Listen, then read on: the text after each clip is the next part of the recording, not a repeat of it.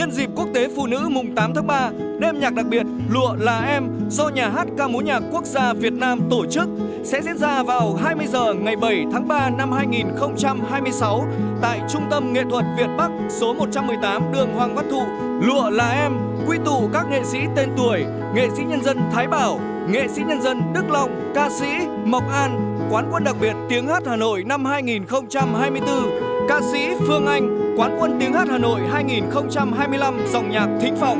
ca sĩ Gia Linh, Á quân Tiếng hát Hà Nội năm 2025 cùng các ca sĩ trẻ Thanh Xuân, Anh Thư, đặc biệt có saxophone Bảo Anh và MC Nguyên Bảo. Đây là món quà âm nhạc ý nghĩa dành tặng những người phụ nữ thân yêu trong dịp mùng 8 tháng 3, 20 giờ ngày 7 tháng 3 năm 2026. Vé bán trực tiếp tại Trung tâm Nghệ thuật Việt Bắc, số 118 đường Hoàng Văn Thụ, tỉnh Thái Nguyên. Liên hệ đặt vé 0986 932 222.